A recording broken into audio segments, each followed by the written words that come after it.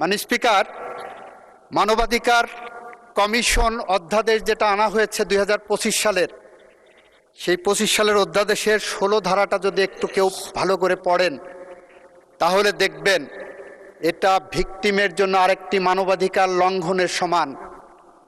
সেটা আমি আপনাদেরকে একটু পার্লামেন্টের সামনে বলছি। মাননীয় স্পিকার, এখানে বলা আছে মানবাধিকার কমিশন দুইভাবে মানবাধিকার ভায়োলেশনের একটা বিষয় টেক আপ করতে পারবেন। একটা সুমোটো পারবেন আর একটা কারো কমপ্লেনের বেসিসে পারবেন। ভালো কথা পারলেন।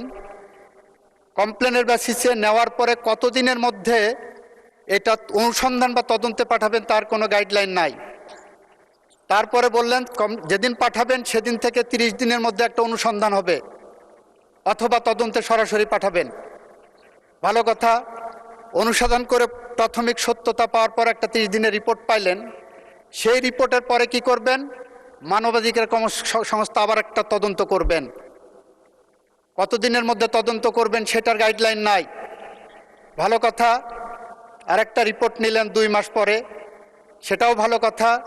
রিপোর্ট নেওয়ার পরে দুই পক্ষকে ডাকাডাকি করবেন, দুই পক্ষকে শুনবেন।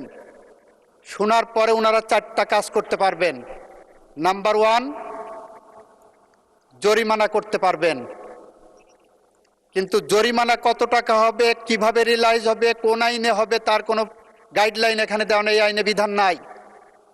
স্পিকার, বলা হচ্ছে কমিশন ক্ষতিপূরণ ইম্পোজ করতে পারবেন।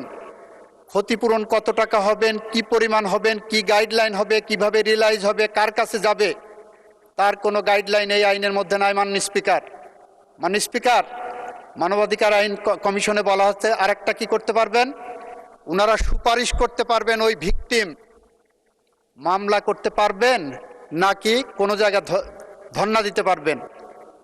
2 বছর মানবাধিকার কমিশনের পিছনে দৌড়ায় দৌড়ায় মনে হবে যে আমি মামলা করতে পারবো কি পারবো না, সেই কারণে সুপারিশ নেওয়ার জন্য মানবাধিকার কমিশনে যাওয়ার দরকার নাই। আমাদের মতো যারা বটতলার উকিল আছে মাননীয় স্পিকার, আমরাই বলতে পারি যে এটা মামলা যাবে কি যাবে না। মাননীয় স্পিকার, আর একটা কাজ করতে পারবেন, মানবাধিকার কমিশন বাদী হয়ে তার পক্ষে মামলা করতে পারবেন। প্রশ্নটা হলো, তদন্তের পরে মানবাধিকার কমিশন যখন আপনার মতো নিরপেক্ষ চেয়ারে বসে দুই পক্ষকে শুনানি দিচ্ছেন, শুনানির শেষে তারপরে আপনি যে বাদী হয়ে এক পক্ষের মামলা করলেন, can it be called a reasonable law? Can it be called a neutral law? Can it be called a just and proper law? এই প্রশ্নগুলো যখন আমাদের সামনে আসে মাননীয় স্পিকার, তখন আমাদেরকে বিলের প্রথম লাইনেই বলতে হয় মানবাধিকার কমিশন অধ্যাদেশ 2025 সংশ্লিষ্ট স্টেক হোল্ডারদের সহিত অধিকতর পরামর্শ যাচাই বাছাই করা প্রয়োজন।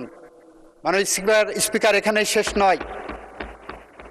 আমরা একটা আইন জানি, বাংলাদেশের ইতিহাসের সবচেয়ে জঘন্যতম অপরাধ, পৃথিবীর ইতিহাসের সবচেয়ে জঘন্যতম অপরাধ হলো গুম করা। সেই গুম করা সংক্রান্ত একটা আইন করা হয়েছে, গুম কমিশন আইন। স্পিকার, গুমের অপরাধকে এতটাই গুরুত্ব দিয়ে এই পার্লামেন্ট আইন পাশ করেছে যে কেউ গুম হলে তাকে মানবতা বিরোধী অপরাধের মধ্যে আমরা ফেলব। স্পিকার, সেই আইনটাকে ফ্রাস্ট্রেট করবে যদি আমি মানবাধিকার কমিশনে এই আইনকে এইভাবে রাখি। কারণ এখানে বলা হলো, গুম কমিশন আইনে বলা হলো গুমের বিষয়ে তদন্ত করবেন মানবাধিকার কমিশন। তাহলে মানবাধিকার কমিশন কি করবেন? ওই যে তদন্তের কথা আছে, তদন্তের পরে যে তারপর ওনাদের কাছে পাঠাবেন। এবং গুম কমিশন বলে সেপারেট কোনো কমিশন তৈরি করা হয়নি বা স্কোপ রাখা হয়নি আইনে। গুম কমিশন বলতে যে ডেফিনেশন দেওয়া হয়েছে, সেই ডেফিনেশনের মধ্যে বলা হয়েছে গুম কমিশন মানে মানবাধিকার কমিশন। মাননীয় স্পিকার, আইনের এই অ্যাম্বিগুইটি থাকতে পারে না। আইন স্বচ্ছ হতে হবে, আইন পরিষ্কার হতে হবে। 2000 আইনের 9 আইনের সেকশন 3 যদি পড়েন আর 2025 অধ্যাদেশের সেকশন 3 যদি পড়েন, 2টা আইনে নন অবস্ট্যান্টিক ক্লজ আছে, 2টা আইনের অটোনোমাস ক্যারেক্টার একই, 2টা আইনেই বলা আছে এই কমিশন কোনো কারো কাছে দায়বদ্ধ থাকবে না। সুতরাং এত ভয় কিসের? 2000 আইনের সেকশন 3 এবং 2025-এর সেকশন 3, যেখানে সুপ্রিমেসি অব দি কমিশন দেওয়া হয়েছে, যেখানে কমিশনের ক্ষমতাটা বাড়ানো হয়েছে, আমরা সেই লক্ষ্য ধরে এগিয়ে যাচ্ছি। মাননীয় স্পিকার, আমার সামনে যারা বসে আছেন আমার বন্ধুরা, তারা বিগত 17 বছরের মধ্যে অনেকেই 17 বছর মানবাধিকার লঙ্ঘনের শিকার হয়েছেন, অনেকের পরিবার মানবাধিকার লঙ্ঘনের শিকার হয়েছেন। আমাদের সামনে যারা বসে আছে তাদের অনেকেই মানবাধিকার কি জিনিস সেইটা হাড়ে হাড়ে টের পেয়েছেন। আমি আবারও বলছি, বাংলাদেশের ইতিহাসে মানবাধিকার লঙ্ঘনের শিকার সবচেয়ে বড় পরিবার হলো জিয়া পরিবার। বাংলাদেশের ইতিহাসে মানবাধিকার লঙ্ঘনের সবচেয়ে বড় পরিবার হলো বিএনপি পরিবার।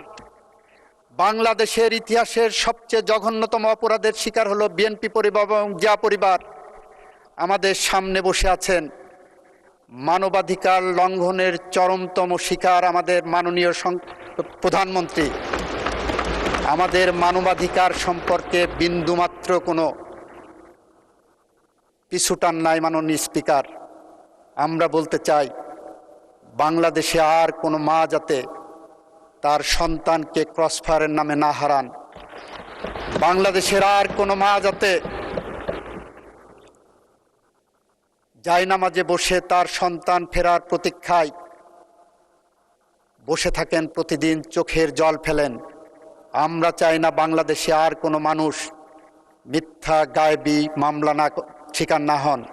মাননীয় স্পিকার, আপনাকে একটা স্ট্যাটিস্টিক দেই। এই সরকারের বয়স প্রায় 42 দিন হয়ে গেছে। এই সরকার চাইলে প্রতিহিংসার রাজনীতি করতে পারতেন। 42 দিনে বাংলাদেশের একটি মানুষও ক্রস ফায়ারের শিকার হয়নি।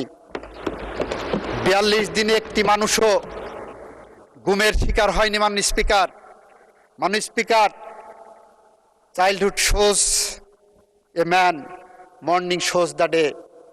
এই সরকার মানবাধিকারের কোন পথে হেঁটে যাবে, মানবাধিকারের রেকর্ডই বলছে আমরা সেই পথ ধরে হেঁটে যাচ্ছি।